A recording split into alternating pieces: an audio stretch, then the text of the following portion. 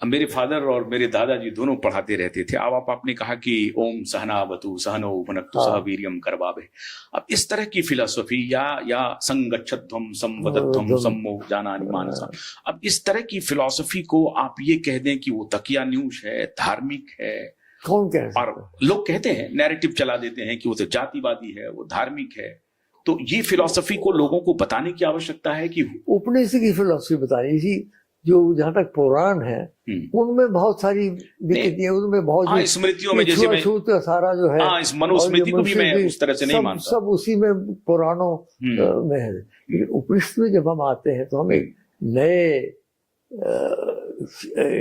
Dimension पे पहुंच जाते हैं। तो उसमें महर्षि अरविंदो के फिलॉसफी या विवेकानंद की फिलॉसफी का जो उपनिषदीय व्याख्या है वो उसको आप मानते हैं या अभी जो कुछ चल रहा है उसको मानते हैं? नहीं, विवेकानंद ने स्वामी विवेकानंद ने बहुत अच्छे कमेंट्रीज लिखे हैं ऑन द उपनिषद। श्री अरविंद की तो बड़ी गंभीर फिलॉसफी, उनकी तो एक एक किताबें जो है वो उनका तो अपना एक नया विचारधारा थी, लेकिन वो भी बेस्ड उपनिषद पर ही है। उपनिषद उन्होंने बहुत लिखा है उपनिषद के बारे में। अभी जो वर्तमान सरकार है तो थर्ड टाइम है भारतीय जनता पार्टी की, जिसको आप राइट विंगर कहते हैं। अमेरिका में तो फार राइट, इंग्लैंड में फार राइट लोग यूज करते हैं। क्या स्टेट का ऐसा लग रहा है आपको कि भारत में बहुत सारे लोग कहते हैं कि ये सनातन हिंदू पुनर्जागरण काल चल रहा है और इसको होना चाहिए? जैसे योगी जिस प्रकार से अभी स्ट्रेट बातचीत करते हैं कि नहीं मुझे टोपी लगाने की जरूरत नहीं है, इसकी जरूरत नहीं है, और हम वैचारिक रूप से सेकुलर हैं, हिंदू जो फिलॉसफी है वो सेकुलर है, तो सेकुलर का क्या डेफिनेशन हो? अब कॉन्स्टिट्यूशन में हमने सेकुलर का है एकम सत्य विप्रा बहुधा वदन्ति। सीधी बात है, सेकुलरिज्म का आधार ये है कि सत्य एक है, उसी अभिव्यक्त करने के। तो फिर इस शब्द को हमारे फोर फादर्स ने पहले कॉन्स्टिट्यूशन में क्यों नहीं रखा? अब पहले उन्होंने क्यों नहीं रखा, मैं क्या कह सकता हूँ। इसको अभी प्रेजेंट डिस्पेंसेशन जो है वो कहता है कि हम फिलोसॉफिकली सेकुलर हैं, तो हमको सेकुलर शब्द को बाहर से इंपोर्ट करके उसमें डालने की आवश्यकता नहीं थी, तो वो क्यों नहीं रखा? बहुत सारा बाहर से चीजें ली हमने, सारा जो, और खुद नेहरू थे उस वक्त, सारा पार्लियामेंट्री सिस्टम भी बाहर से लिया हमने। नहीं, बाहर से लिया, लेकिन फिर भी जो हमारा कॉन्स्टिट्यूंट असेंबली है उसमें बड़े बड़े स्टॉलवर्ड थे। आप खुद कह रहे हैं कि के मुंशी जैसे थे या अंबेडकर थे या नेहरू थे और तमाम लोग थे, और सारे लोगों ने उस पर ये भी कहा, के मुंशी ने ही शायद मेरे ख्याल से आपत्ति जताई थी जब सेकुलरिज्म के ऊपर डिबेट हो रहा था। प्रोफेसर के मुंशी, मुझे याद आ रहा है, तो उन्होंने ही ये डिबेट भारतीय विद्या भवन स्थापित किया। राइट। तो मैं ये कह रहा हूं कि उस वक्त जब हमारा कॉन्स्टिट्यूंट असेंबली ने सेकुलर शब्द को उसमें कैटेगोरिकली नहीं रखा प्रेम्बल में, फिर ये आवश्यकता क्यों पड़ी? आपत्ति क्या है? लेकिन जोड़ने की बात ही क्यों हुई? अगर हम फिलोसॉफिकली सेक्युलर हैं जो आप कह रहे हैं, तो क्या आपत्ति क्या है? डाउट क्यों कर रहे हैं फिर?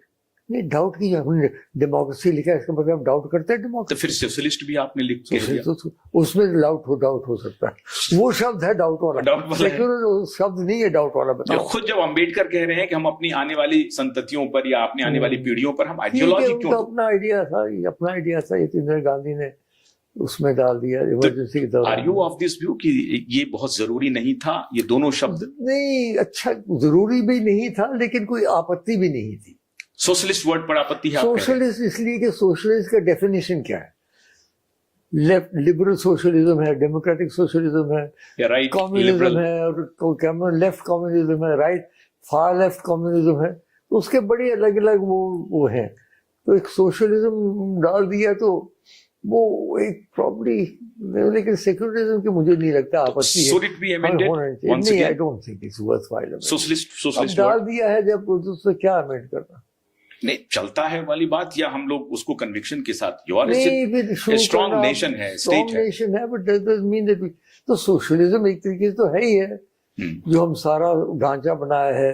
80 लाख लोगों को हम जैसे कि ये दे रहे हैं, क्या ना 80 लाख के कितने को दे रहे हैं? 80 करोड़ को दे रहे हैं 2 समय का, और 2028 तक दे रहे हैं। इससे बढ़कर सोशलिज्म और क्या होगा? और मैंने कहा स्पीच में, मैंने कहा सर्वेपि सुखिनः सन्तु सर्वे सन्तु निरामया सर्वे भद्राणि पश्यन्तु मा कश्चित् दुःखभाग्। मैंने कहा डी राजा बैठते, मैंने कहा आपके कम्युनिज्म में इससे बढ़कर कोई बताइए कोई है socialism?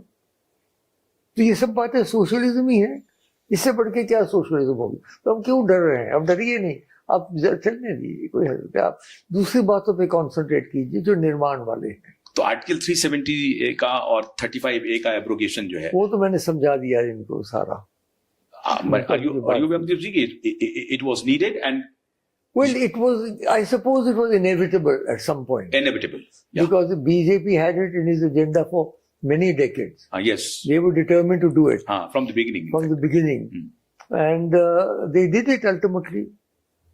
It was a very drastic step. And Then, all that constitutional jugglery you करनी पड़ी, पहले उसको करो फिर उसको करो, but Supreme Court upheld it, so there's nothing else to तो say. फिर कॉमन सिविल कोड में क्या परेशानी? That is yet a different matter, because you know ours is a very varied society. जैनियों की अपनी पद्धति है, हमारे ठाकुरों की अलग पद्धति है, ब्राह्मणों की अलग पद्धति है कि गुजरात में मामा की लड़की के साथ शादी कर लेते हैं, हम लोग बिल्कुल नहीं करते, कभी चार पीढ़ियां नहीं कर सकते। तो अलग अलग कस्टम्स है। नहीं, जब आप कॉन्स्टिट्यूशन आपने अडॉप्ट कर लिया तो कॉन्स्टिट्यूशन से चलेंगे या कस्टम से देश चलेगा?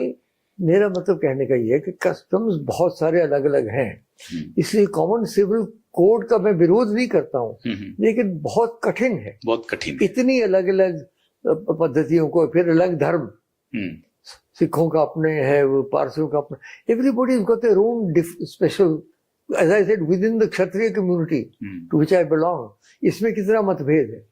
तो इसका मतलब है कि जो people used to say that we cheer the diversity, in fact हम अनेकता को हम एंजॉय करते हैं, अनेकता में एकता, अनेकता में एकता को हम एंजॉय करते हैं, वो हमारा वीकनेस नहीं है, वो हमारा स्ट्रेंथ है, बशर्ते इट डजंट इन्वॉल्व डोमिनेशन।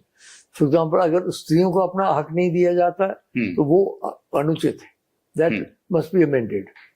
या अगर जाति के नाम पे कुछ किया जाता है, दैट मस्ट बी अमेंडेड। तो वो नहीं है कि जो भी कस्टम हो, कस्टम तो सती भी थी, इसका मतलब थोड़ी देर सती लोग करते रहे, अब तो हर कस्टम अच्छा नहीं है। ये भी एक गलत ख्याली है कि जो भी हमारी प्राचीन संस्कृति थी वो सारी बहुत पवित्र नहीं थी, उसमें भयंकर चीजें भी थी। ये सारी दलितों के साथ जो हजारों वर्ष तक अन्याय हुए, कहाँ, वो भी हमारी संस्कृति थी। So let us be clear, we've got to choose। कुरीतियों को हटा करके आगे, कुरीतियां सब हटा के।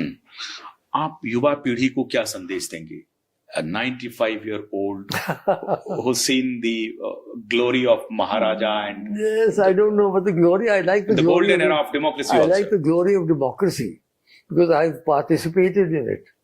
I won 4 elections to the Lok Sabha, 4 times to the Rajya Sabha. I've been on the treasury benches in the opposition. I've seen the whole thing.